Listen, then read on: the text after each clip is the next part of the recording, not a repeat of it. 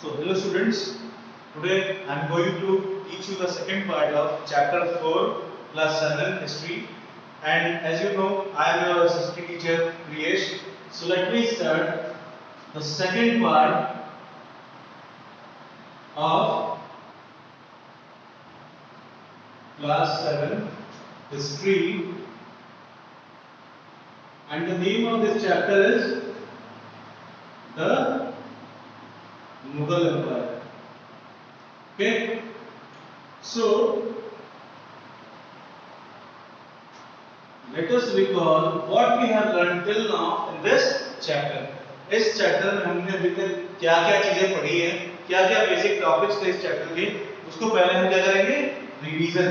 So first topic that I told you in this chapter was introduction of Mughals. Mughals कौन थे, ठीक है, उनकी जो बर्थ थी या फिर उनका इनिशिएशन कहां से हुआ, किस टेरिटरी के वो पहले राजा थे, ठीक है. सो firstly, introduction to Mughals. Introduction to Mughals. This was the first topic that I told you in this chapter. ठीक है? Introduction of Mughals. Okay? After that, I told you about introduction of Mughal and India. Bharat देश में मुगलों का जो introduction था वो कैसे हुआ, किसको हरा के ये भारत में आए थे. It was as a second topic I told you in this chapter. Okay, after that I told you about expansion of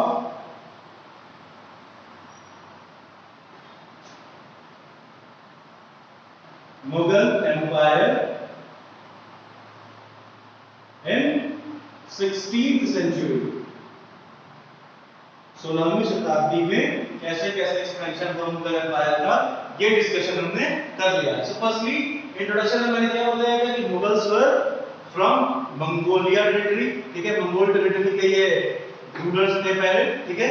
उसके बाद उन्होंने मंगोल की सारी टेरिटरी पे आक्रमण करके उसको अपने कब्जे में ले लिया. दूसरी बात मैंने ये बताई कि इंट्रोडक्शन मुगल से कैसे हुआ, ठीक है. सो मुगल्स की जो बर्थ, ठीक है, मुगल्स का बर्थ जो था वो दो लोगों से जुड़ा हुआ है, ठीक. एक था मंगोल का अर्लियर रूलर जंगीज खान, दूसरा था मंगोल का दूसरा रूलर, पहला था जंगीज खान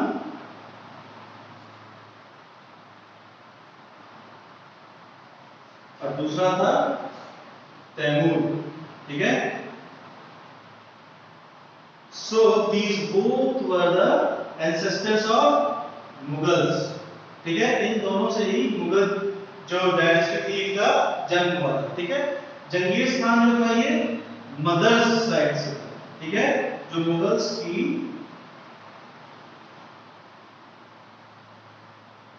मदर्स साइड से जंगीज खान था. यानी कि जब हम मदर्स की बात करते हैं मुगल्स की, यानी कि उनकी जो माता जी की जो साइड थी वो जंगीज खान की पूर्वज, जंगीज खान के वंशज थे, ठीक है, मदर साइड के लोग. And when we talk about Taimur, they were from father's side, ठीक है, फादर साइड, यानी कि ये इनके पिता के वंशज थे, ठीक. So if we are talking about mother side and father side, so Mughals were very fond of talking or to be called as Taimur's successors, ठीक है. तैमूर के वंशज के लिए जानने में इनको बहुत अच्छा लगता था. But if they were called as Mongols or the successors of Genghis Khan, then it was not good for them. मतलब कि मुगलों को जंगीज खान का वंशज कहलाने में अच्छा नहीं लगता था. But they were fond of being called as Taimur's successors. तैमूर के वंशज कहलाने में इनको अच्छा लगता था, ठीक. ये तीन चीजें मैंने सबसे बेसिक चीजें पढ़ाई, ठीक है. इसके बाद मैंने बताया कि मॉन्यूमेंट्स,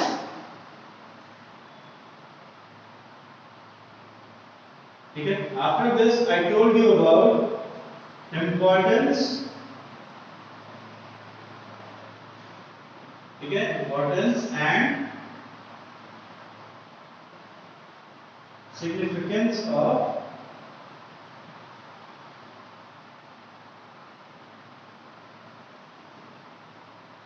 मॉन्यूमेंट्स, ठीक है, किसी भी मॉन्यूमेंट की, किसी भी बिल्डिंग की मुगल काल में, मुगल राजाओं के काल में क्या इंपॉर्टेंस थी, क्या उसकी सिग्निफिकेंस थी। सिग्निफिकेंस का मतलब होता है वो क्या सिंबलाइज करती थी, वो क्या दिखाती थी, वो क्या दर्शाती थी, ठीक है, ये चीजें मैंने आपको बताई। सो बेसिक 4 मॉन्यूमेंट्स के बारे में मैंने आपको बताया था, ठीक है। पहली चीज जो मैंने बताई थी वो थी red fort, Lal Qila, that was the official residence of Mughal emperors, ठीक है, मुगल राजाओं का ऑफिशियल रेजिडेंस या उनके रहने का रिहायशी इलाका क्या था, लाल किला। लाल किला का फॉर्मेशन क्यों किया गया, because the Mughals were living there, ठीक है, वो वहां रहते थे, ठीक। So second thing I told you was Taj Mahal. Taj Mahal was also built by a Mughal ruler Shah Jahan, ठीक है, it was made as a significance of love towards his wife Mumtaz Mahal, ठीक है। So Taj Mahal is also considered as the wonder in 7 wonders of the world. वो 7 अजूबों में से एक अजूबा माना जाता है ताज महल, ठीक। उसके बाद मैंने बताया मस्जिदों के बारे में, ठीक है, जामा मस्जिद, मोती मस्जिद, इमाम बाड़ा, these all the religious places were made by Aurangzeb, ठीक है, the son of Aurangzeb, the son of Shah Jahan. Aurangzeb was the 4th ruler of Mughal dynasty, ठीक है, मुगल डायनेस्टी का 4था रूलर था औरंगजेब, और औरंगजेब ने ही मस्जिदों का निर्माण कराया था मुगल काल में, ठीक। इसके बाद हम पढ़ेंगे कि मुगल के मिलिट्री कैंपेन्स क्या थे, ठीक है। So this was all about last part. First part we have studied about these things. So in second part I am going to teach you about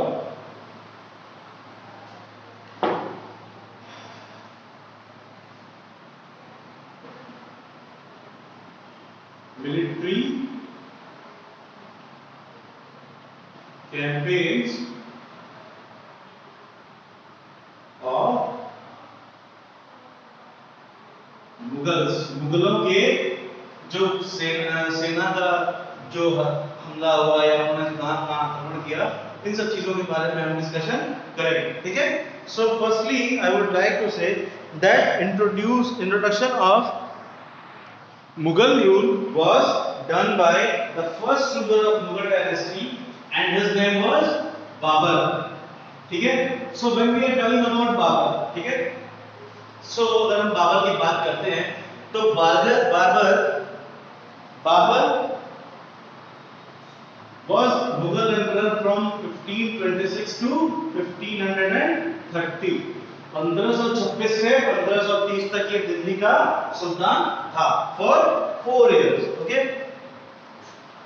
He succeeded to the throne of Farghana in 1494. He succeeded the throne of Farghana. Farghana is a country or it is a part of a country in Mongolia, ठीक है, ये Mongolia की एक country है जो कि इसने 1494 में इस पे कब्जा किया था या इस पे अपना राज्य स्थापित किया था, ठीक है। So Babur the first ruler of Mughal dynasty succeeded to capture the throne of Fergana in 1494. So when we talk about the throne of Farghana, ठीक है, it is a part of Mongolia continent, okay. So when Babur was capturing this capital, he was only 12 years of age. 12 years of age. So let me remind you, in 1494 he captured Farghana, and in 1526, just after couple of years, he was the Sultan of Delhi, ठीक है। So in 1494 he succeeded Farghana, ठीक है, but due to invasion of another Mongolian community,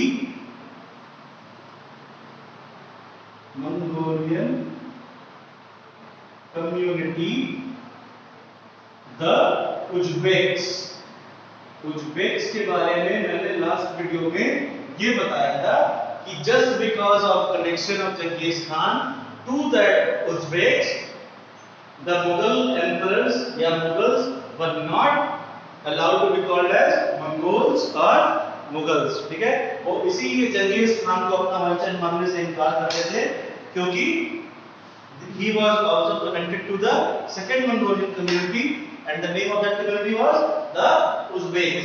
So, but due to the invasion of another Mongolian community, the Uzbeks, he was forced to leave the throne of Farhana, ठीक है।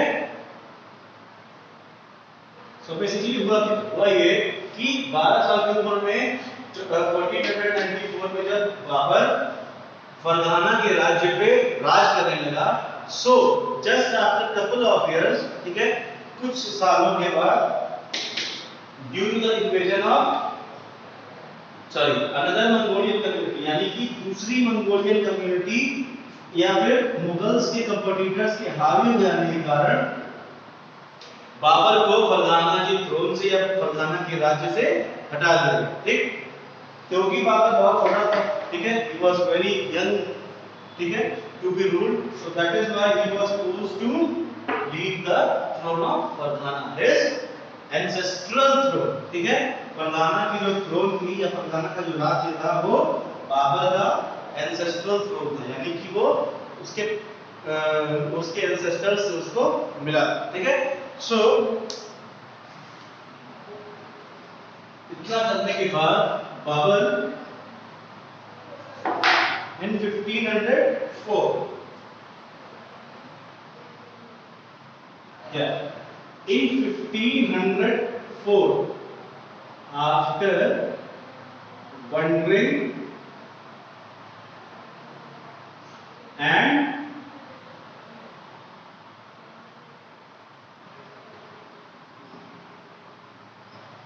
collecting his army, ठीक है, 1504 में 1504 after wondering and collecting his army, मतलब कि अपने सेना को इकट्ठा करने के बाद और कई सालों तक घूमने के बाद ही अटैक ऑन काबुल, मतलब कि he attacked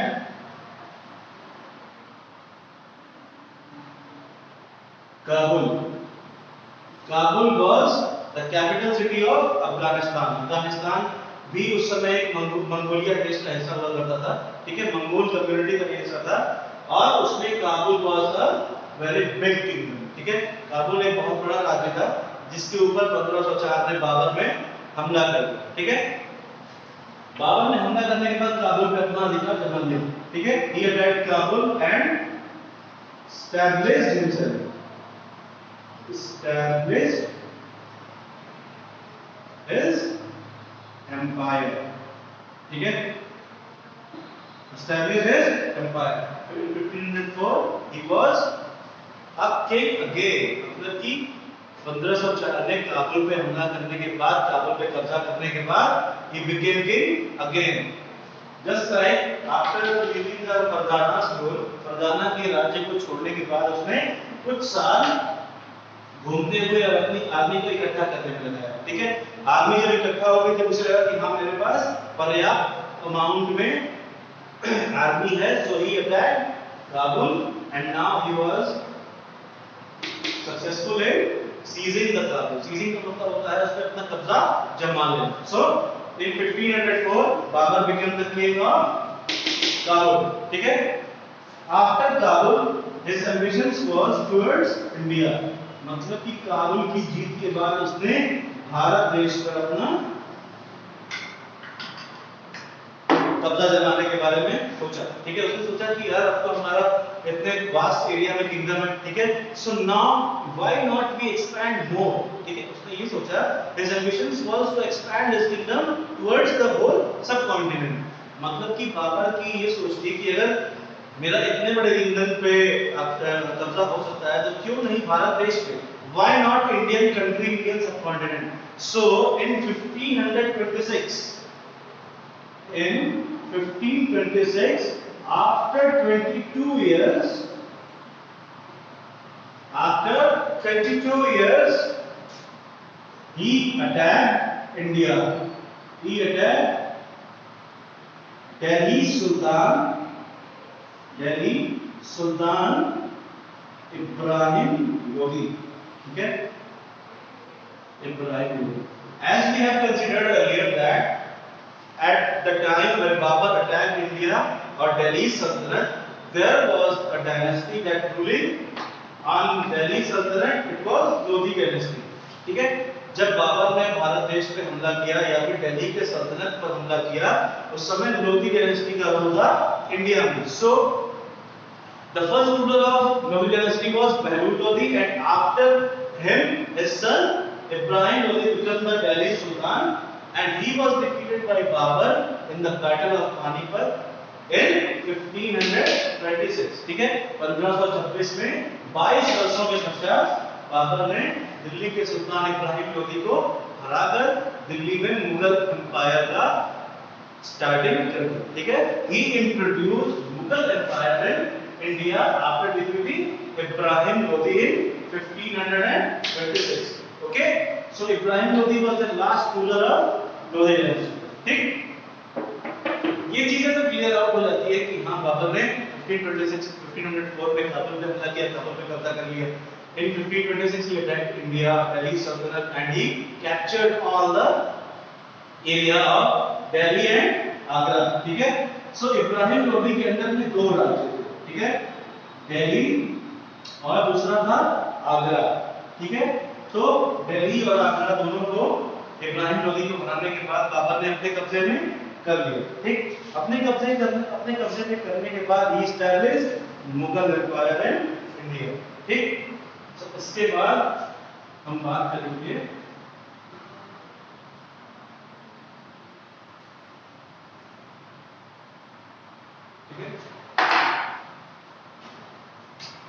in 1526 Babur established Mughal Empire in India.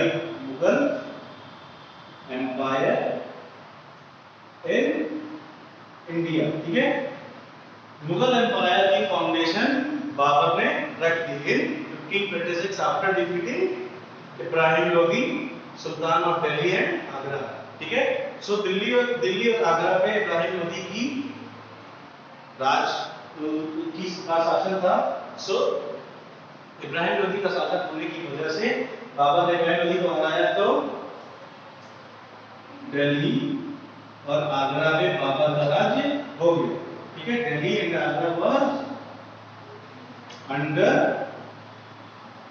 Control of Babar.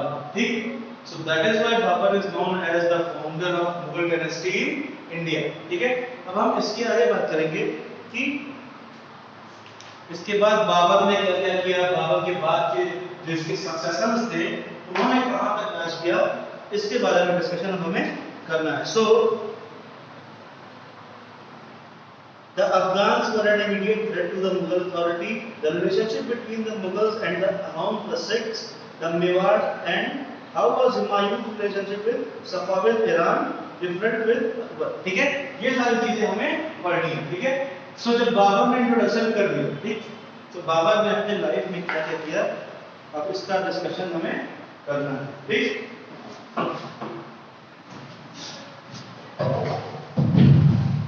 so when we talk about Babur, so in 1526 from 1526 to 1530 it was the age when Babur ruled the Sultanate of Delhi. मतलब कि 1526 से 1530 तक बाबर ने दिल्ली के सल्तनत पे राज्य किया. ठीक है, he defeated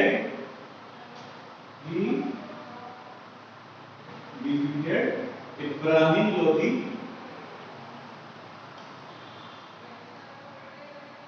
and his Afghan supporters. ठीक है, इसके अफगानी सपोर्टर्स के साथ साथ इसने इब्राहिम लोदी को भी हरा दिया। ठीक है, इब्राहिम लोदी को हराने के बाद ही क्या हुआ कि दिल्ली के सल्तनत पे इसका एक छत्र राज्य स्थापित हो गया। ठीक, एक छत्र राज्य का मतलब होता है कि he became the only sultan that was ruling under the total territory of India. Okay, so after defeating Afghans, he tried to expand his kingdom. मतलब इब्राहिम लोदी और उसके अफगान सपोर्टरों को हराने के बाद बाबर ने अपने राज्य का विस्तार करना आरंभ किया। ठीक है, विस्तार करने में सबसे पहले ही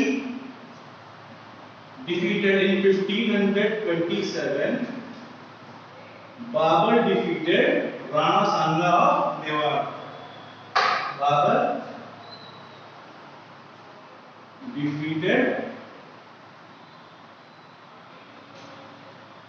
Rana Sanga and all Rajput rulers. ठीक है, 1527 में in 1527 Babur defeated Rana Sanga of Mewar. So Mewar was the southernmost, ठीक है, it was the northernmost territory of the kingdom of India where Babur wanted to rule, but he was unable just because of Rana Sanga. Rana Sanga की वजह से Rana Sanga बहुत ही important king हुआ करते थे मेवाड़ के। ठीक है, and Rana Sanga was one of the best friends of Babur, but he challenged Rana Sanga for a war. तब कि बाबर ने क्या किया, राणा सांगा को आक्रमण के लिए या युद्ध के लिए चुनौती दी and the armies fought that fight. ठीक है, बाबर की और राणा सांगा की आर्मीज में युद्ध हुआ। ठीक है, राणा सांगा हार गए and after it Babur defeated Rana Sanga and all Rajput rulers neighboring him. ठीक है, इनकी नेबरिंग में जितने भी राजपूत रूलर्स थे उन सबको बाबर ने क्या किया, हरा दिया। ठीक है,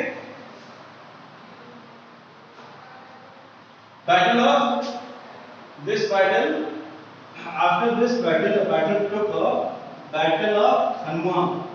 ठीक है, battle of Khanwa।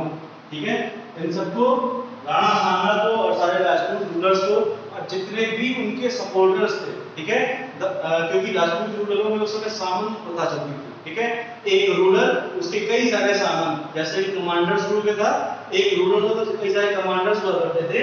So similar way में राजपूत रूलर्स के ना सामंत प्रथा थी। ठीक है, तो सामंतों को यानी कि बाबर ने राणा सांगा सारे राजपूत रूलर्स और उनके सारे सामंतों को भी हरा दिया। ठीक है, where at the battle of खनवा।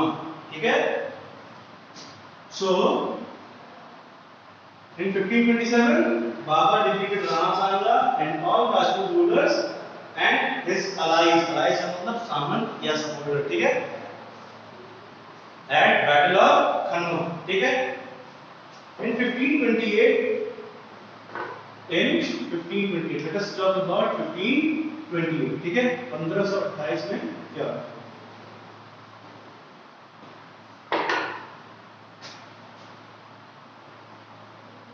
when we talk about 1528 he defeated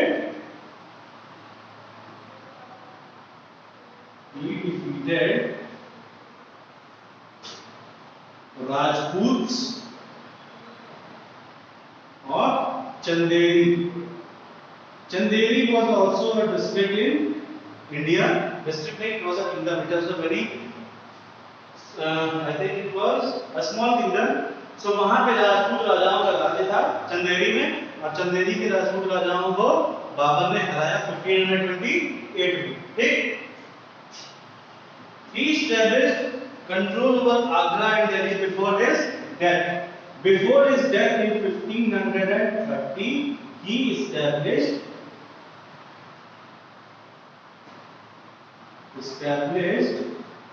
his total control over Delhi and Agra. Delhi और आगरा के ऊपर बाबर ने टोटल कंट्रोल बना लिया था उसके डेथ से पहले, यानी कि 1530 में बाबर की डेथ से पहले मुगल एम्पायर का दिल्ली और आगरा पे पूरी तरह से कंट्रोल हो चुका था। ठीक है। आफ्टर बाबर्स डेथ, बाबर की डेथ के बाद बाबर का जो सक्सेसर था, his son became the king and his name was Humayun. ठीक है। Humayun became the successor of Babur and he became the second Mughal emperor of Delhi Sultanate. ठीक है। So now we will talk about Humayun. What were the success of Humayun in Mughal Empire? मतलब Mughal empire में हुमायूं ने क्या क्या add किया, क्या क्या माइनस किया, इसके बारे में डिस्कशन हम करेंगे। ठीक है। Humayun 1530 to 40 and after it 1550 to 56। ठीक है। दो बार राज्य हुआ। ठीक है। एक बार हुमायूं ने राज्य किया बाबर की डेथ से लेके 10 साल। ठीक है। 1530 से 40 तक। ठीक है। उसके बाद क्या हुआ कि हुमायूं वाज डिफीटेड बाय शेर शाह सूरी। ठीक।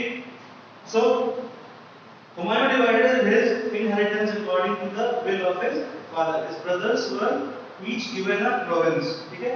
The ambitions of his brother Mirza Kamran weakened Humayun's cause against Afghan competitors. मतलब क्या हुआ कि बाबर ने एक नए रूल का इंट्रोडक्शन किया।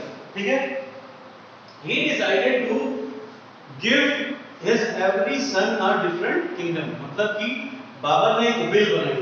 ठीक है। बाबर की एक इच्छा थी कि वो अपने हर बेटे को एक राज्य देगा। ठीक है। So Humayun was the eldest of his son, मतलब हुमायूं अपने भाइयों में सबसे बड़ा था। सो दैट इज व्हाई अपने पिता के इच्छा के अनुसार उसने अपने हर भाई में एक राज्य बांट दिया। ठीक। सो ही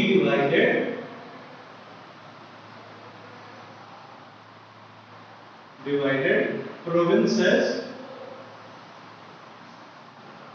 among his brothers, अपने भाइयों में इसमें राज्यों का बंटवारा कर दिया। ठीक है। राज्य का बंटवारा करने के बाद क्या हुआ, जो इसका भाई था मिर्जा कमरान। ठीक है। his brother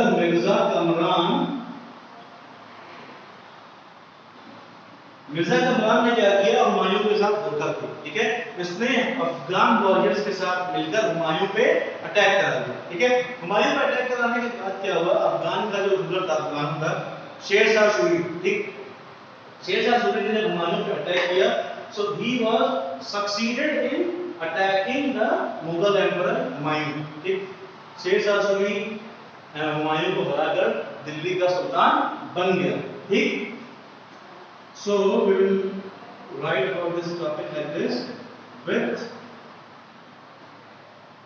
help of Mirza Kamran, Sher Shah Suri defeated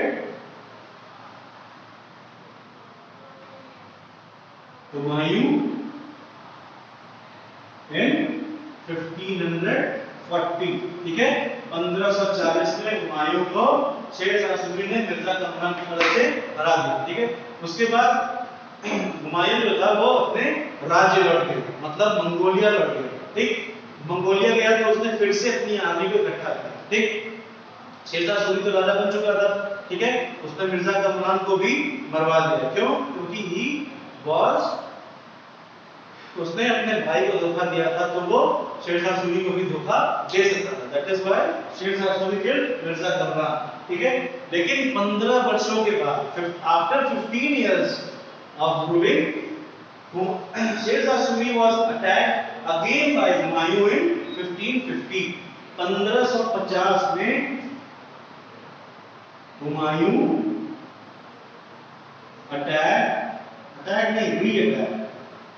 recaptured Delhi Sultanate in 1551। 1550, ठीक है। 1550 में मंगोलिया जाकर के अपने फिर से अपनी आर्मी बनाने के बाद हुमायूं ने शेरशाह सूरी पर आक्रमण कर दिया, और शेरशाह सूरी पर आक्रमण करने के बाद 1550 में दिल्ली सल्तनत पे अपना कब्जा वापस जमा लिया, ठीक है। सो अपना कब्जा जमाने के बाद क्या किया उसने, he decided to expand his territories towards south and northern areas, okay. So in Iran, Humayun received help from Safavid Shah. He recaptured Delhi in 1555 but died the next year after an accident in his building, ठीक है। 1550 में 1555 में 1555 ठीक है, because Sher Shah Suri ruled at Delhi Sultanate for 15 years, ठीक है। सो 1555 में दिल्ली सल्तनत को फिर से रिकैप्चर करने के बाद Humayun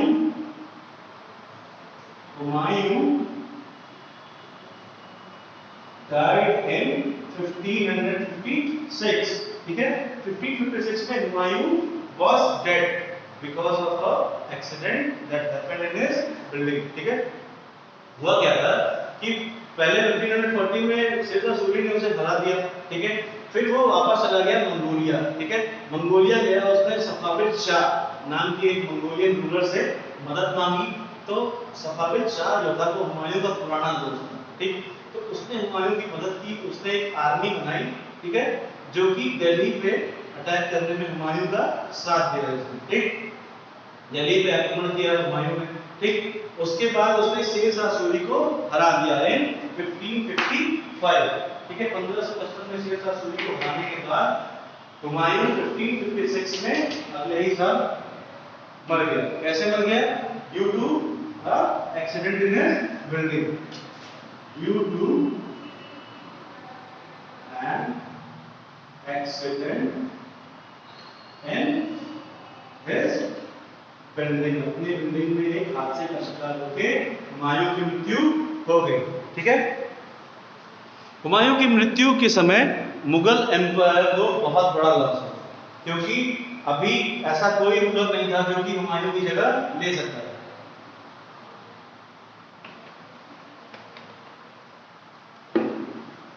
So we can write here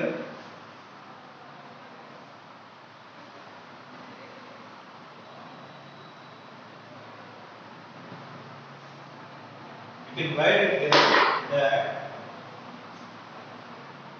Humayun's death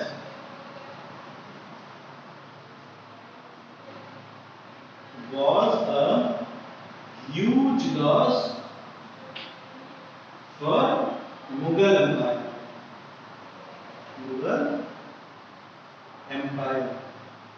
Mughal सल्तनत के लिए या मुगल डायनेस्टी के लिए हुमायूं की मृत्यु जो थी वो बहुत बड़ा नुकसान था। क्यों? क्योंकि उस टाइम पे इन 1556 हुमायूं सन वाज टू स्मॉल, मतलब कि अपने लड़कों में, हुमायूं के बच्चों में सबसे बड़ा अकबर बहुत छोटा था, ठीक है। अकबर का ऐसा कोई और नहीं था जिसको कि हुमायूं के जैसा राजा दिया जा सके, ठीक। और उस टाइम पे अफगानों का जो हमला था मुगल स्टेट्स पे, ठीक है, जहां मुगलों का राज्य था, मुगल एम्पायर पे जो अफगानों का हमला था वो बराबर होता रहता था, ठीक है। Some of the Rajput rulers were also involved in attacks on Mughal empire, ठीक है। तो इसलिए ये हुमायूं की मृत्यु को मुगल काल का सबसे दुखद घटना माना जाता है, क्योंकि हुमायूं के समय कोई ऐसा राजा नहीं था जो इसके तुरंत बाद राजगद्दी को संभाल सके, ठीक है। सो आफ्टर हुमायूं, ठीक है, after Humayun his son Akbar became the third ruler of Mughal dynasty, ठीक है। मुगल डायनेस्टी का तीसरा रूलर था अकबर, ठीक है। He ruled from 1556 to 1605. So Akbar was the youngest ruler, ठीक है। After Babur was 12 years of age when he became the king of Fargana, and after Babur, Akbar was the only ruler who became the king at 13 years of age, ठीक है। अकबर जब राजा बना उस time वो केवल 13 वर्ष का, ठीक। सो he ascended the throne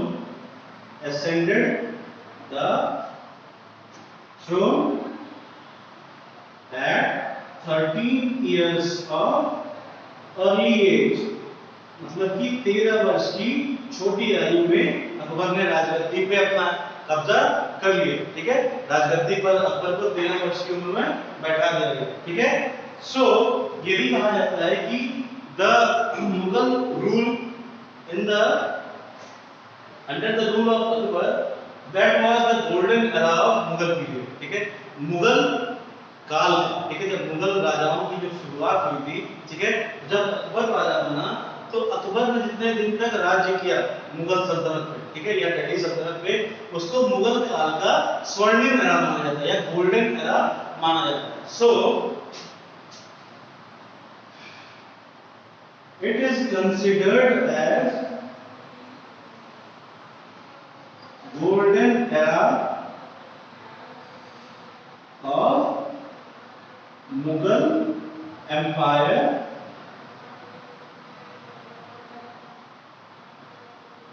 under the rule of Akbar.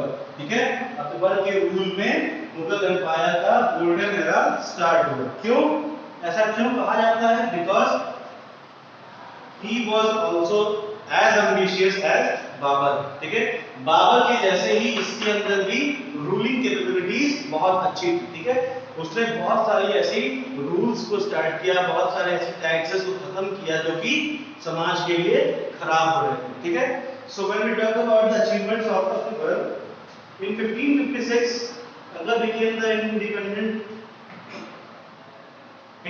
of the region. Military campaigns were launched against Suris and our Afghans, against the neighboring kingdoms of the Malwa and Gondwana, and to suppress the revolt of his half brother Mirza Hakim and the Uzbeks. In 1568, the Sasodiya capital of Chittor was seized, and in 1569, Ranthambore fort।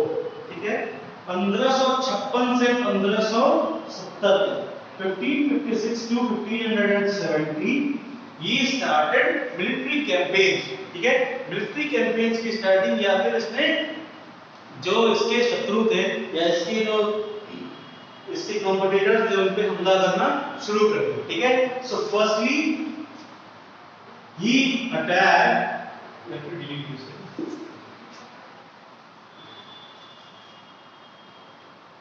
So from 1556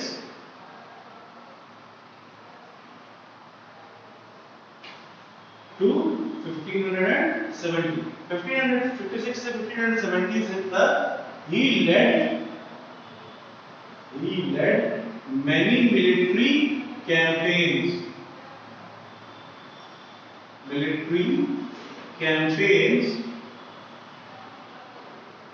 ठीक है, military campaigns बहुत सारे राजाओं के ऊपर जो Mughal empire के दुश्मन थे या शत्रु थे या कॉम्पिटिटर्स थे उनके ऊपर लॉन्च किया गया। ठीक है, सबसे पहले लॉन्च हुआ सूरी राजाओं के ऊपर। ठीक है, जो सूरी डायनेस्टी थी या फिर सूरी डायनेस्टी के जो रूलर्स थे उनके ऊपर फर्स्ट मिलिट्री कैंपेन का लॉन्चिंग किया गया। ठीक है, लॉन्चिंग होने के बाद सूरी डायनेस्टी को टोटली एबॉलिश कर दिया गया, खत्म कर दिया गया। ठीक, उसके बाद जो दूसरा मिलिट्री कैंपेन था वो अफगानों के ऊपर किया गया। ठीक है, so the first military campaign was laid on Suri's. ठीक है, सेकंड वाज अगेंस्ट अफगान्स। ठीक है, अफगानों के और सूरियों के ऊपर पहले और दूसरा मिलिट्री कैंपेन किए गए। ठीक, उसके बाद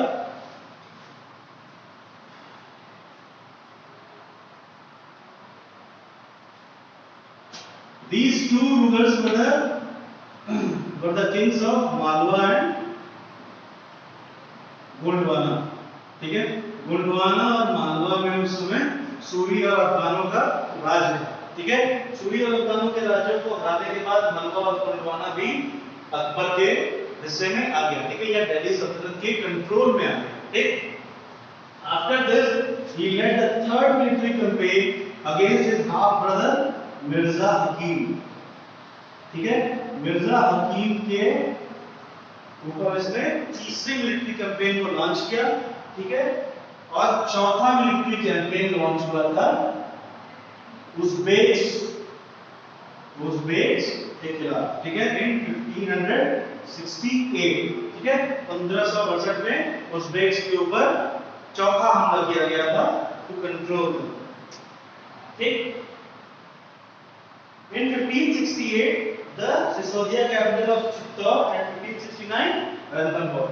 1568 में चित्तौड़ और 1569 में रणथंभौर को दिल्ली सल्तनत के कंट्रोल में कर दिया गया था अकबर के रूल में। सो Chittor was capital of Sisodia dynasty. Sisodia were also known as Rajput rulers, ठीक है, सिसोदिया और ये राजपूत, ये दोनों ही राजपूत थे, but these were Sisodia Rajput. So in 1568 Chittor was under the control of Delhi Sultanate or in the control of Akbar, the third ruler of Mughal dynasty, and in 1569 Ranthambore, it was also capital of Rajput rulers, it was also under the control of Akbar, ठीक है, अकबर की control में 1568 और 69 में चित्तौड़ और रणथंभौर को कर दिया गया, ठीक है। सो अगर हम बात करते हैं अकबर की, ठीक है, so he captured nearly all the kingdoms neighbouring his country, in neighbouring his kingdom, मतलब कि अपने राज्य के अगल-बगल के जितने भी राज्य थे उस पे अकबर ने कब्जा कर लिया, ठीक है। इंस्टेड कुछ ऐसे राज्य रह गए थे जिन पे अकबर का कब्जा नहीं हो पाया, ठीक है। महाराष्ट्र, सो जब तक Shivaji was the ruler of Maharashtra, it was very difficult for Akbar to capture Maharashtrian capital, and in the Mewar when Maharana Pratap was the ruler of Mewar, then it was very difficult for Akbar to capture Mewar also, ठीक है। तो महाराष्ट्रियन कैपिटल और मेवाड़ का capital, ये दो ऐसे राज्य थे जो कि अकबर से कैप्चर नहीं हुए, बहुत इजीली कैप्चर नहीं हुए, बाद में इसने कैप्चर किया after death of Maharana Pratap and Veer Shivaji, ठीक है।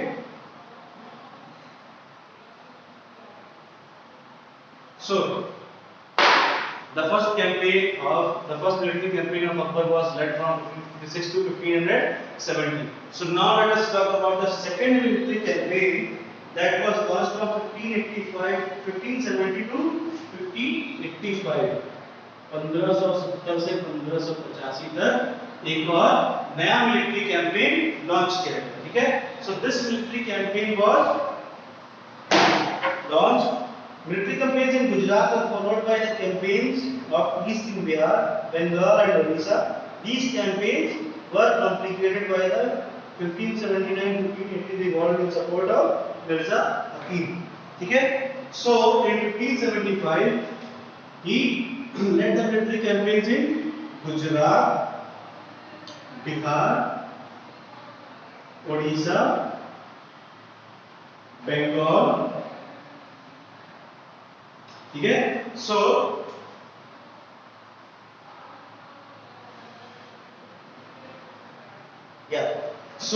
these were the areas which was captured by, or in these areas the military campaigns was led by Akbar in from 1570 to 1585, 1570 से 1585 तक अकबर ने गुजरात, बिहार, उड़ीसा और बंगाल जैसी किंगडम्स पे अपना राज्य स्थापित करने के लिए या उनको दिल्ली सल्तनत की कंट्रोल में लाने के लिए अकबर ने इन चार एरियाज में भी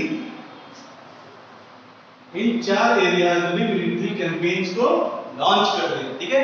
लॉन्च करने का बेसिक मतलब था क्या, ठीक है। लॉन्च करने का बेसिक मतलब ये था ताकि जो दिल्ली का सल्तनत, ठीक है, उसको जितना हो सके उतना वास्ट किया जा सके, उसको जितना हो सके उतना एक्सपैंड किया जा सके, ठीक है। So when we talk about expansion, so Akbar was the only ruler of Mughal dynasty or Mughal empire which led the military campaigns in all directions. Her direction में मिलिट्री कैंपेन अकबर ने launch किए थे, और इससे क्या हुआ था कि nearly all the kingdoms of Indian subcontinent was under the control of Akbar और दिल्ली सल्तनत, ठीक है। अकबर ने क्या किया कि कई सारे राज्यों पे अपना अधिकार कर लिया था, by leading the military campaigns all over the directions. ठीक है, so this was the second military campaign by Akbar that was covered in Gujarat, Bihar, Odisha and Bengal. So Gujarat, Bihar और Odisha, Bengal ये चार states को अकबर ने Mughal empire के under में कर दिया या इनके ऊपर अपना अधिकार कर दिया. ठीक. After it, the third military campaign was launched from 1585 to 1605. So, third military campaign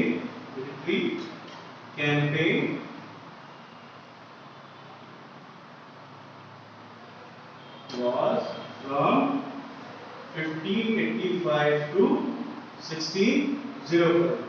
1585 से 1605 तक तीसरे मिलिट्री कैंपेन का स्टार्टिंग कर दिया. ठीक है. So in this rule he expanded, in this military campaign he expanded his empire. मतलब कि अकबर के राज्य का बहुत बड़े अमाउंट में विस्तार हुआ. ठीक है. So campaigns were launched in the northwest. Kandahar was seized of the Safavids. Kashmir was annexed. Also Kabul, after the death of Mirza Hakim, campaigns in the Deccan started and Berar, Khandesh and parts of Ahmednagar was annexed. मतलब कि कश्मीर, ठीक है, कश्मीर, कंधार,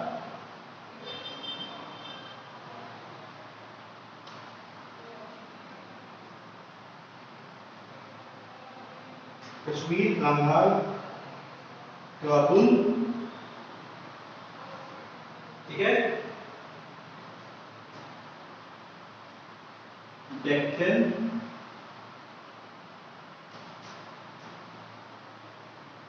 बेरार, खानदेश, ठीक है, Khandesh and parts of Ahmednagar. ठीक है. अहमदनगर के कई सारे पार्ट्स पे अकबर ने अपना अधिकार कर लिया. ठीक है. सो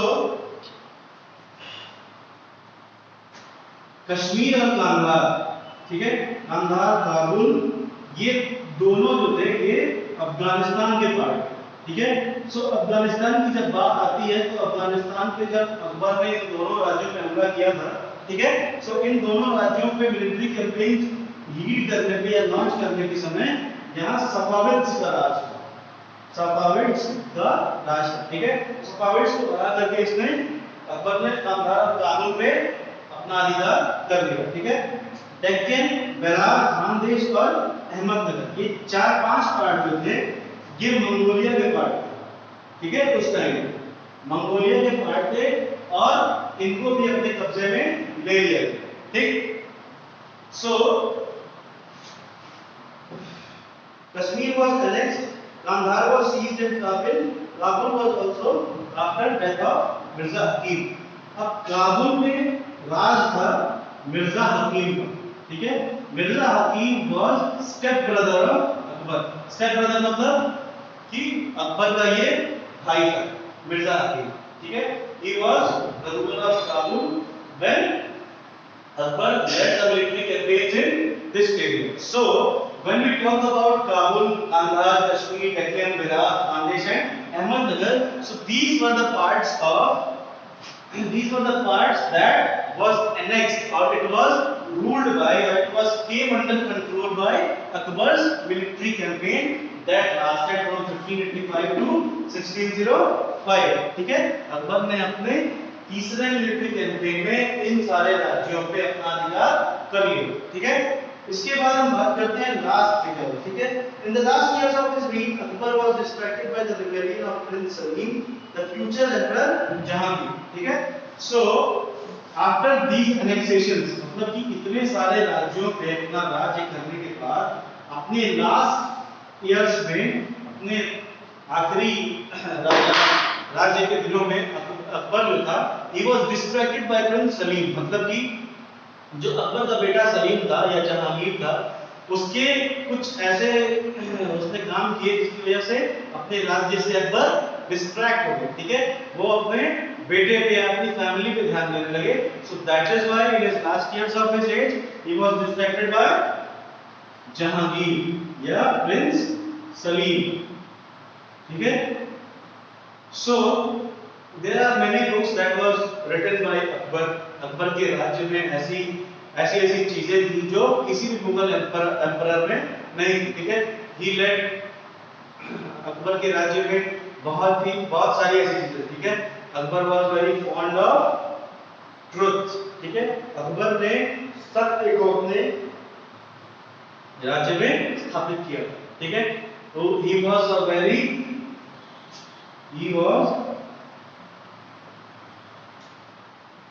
ठीक है, he was very loyal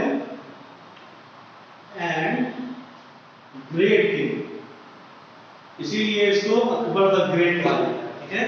Akbar the great कहा जाता है क्योंकि he was very good king और अपने राज्य का सबसे अच्छा राजा था। और सबसे बड़ी बात ये इंसाफ परस्त था, ठीक है। इसने कोई भी डिसीजन किसी और अपने बलबूते पे या अपने खुद के हिसाब से नहीं ली, ठीक है। He had a team of courtiers, ठीक है। उसके पास एक ऐसी टीम थी या ऐसे लोग थे जो उसको डिसीजन लेने में सलाह दिया करते थे, ठीक है। और सबकी राय के साथ, सबके मशवरे के बाद ही वो कोई डिसीजन पे पहुंचता था, ठीक है। He had, इसके राज्य में 9 रत्न थे, ठीक है। 9 रत्न का मतलब he had 9 different kinds of people who had special abilities in their field, मतलब कि इसके पास 9 ऐसे लोग थे जो अपनी फील्ड में महारत हासिल कर चुके थे, ठीक है। अपने फील्ड में वो बेस्ट थे, ठीक है।